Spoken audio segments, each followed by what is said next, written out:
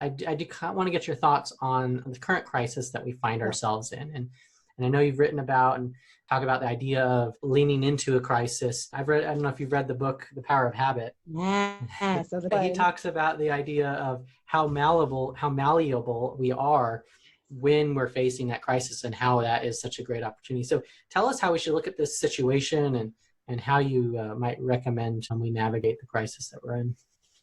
Absolutely. For me, it started in the early to mid-March when this was kicking off.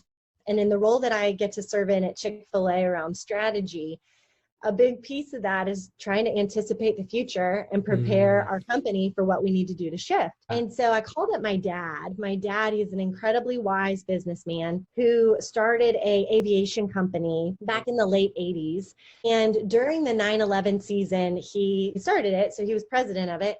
But he had to walk the company through that crisis, which was really intense, especially for the aviation world. And so I called him up, and he is a man of a few words in a sense, but really powerful ones. Yeah. And I said, Dad, what's your advice? He said 2 things. He said, Elizabeth, cash is like blood. You run out of it, you die. And I was like, touche. That applies for businesses, and that applies for individuals.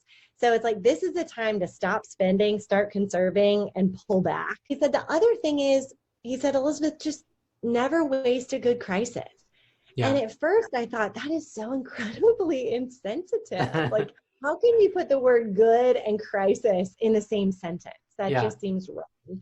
Yeah. And so my eyes were opened when he said that to observe and take in what was going to be happening over the coming weeks. Okay. And so through these past 7 or 8 weeks, with that filter and perspective, that there is opportunity that is hiding behind the awful parts of it, the really heavy parts of it, because all of that is 100% true. But it also is 100% true that there is opportunity there. And so 4 main areas jumped out to me that if we have our eyes ready for that, the reality is that if growth is a flower, crisis is fertilizer. And we have the chance, but it's not going to just be thrust upon us. We can choose to do nothing. We can choose to actually atrophy. But if we want to, we can choose to see this as an opportunity and take it as a season to amplify our growth. Yeah. But that's been really a helpful filter for me, and really brought to life those areas that we could actually improve upon instead of, get worse or just stay constant.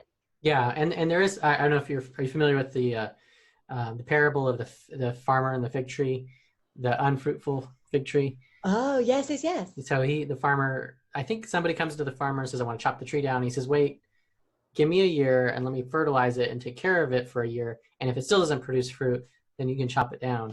And so when you said that, kind of made me think of that as, this is an opportunity, especially for those of us that we may not have been intentional. And now it's an opportunity to go, okay, this could be an opportunity to change. Totally. 100%. Yeah.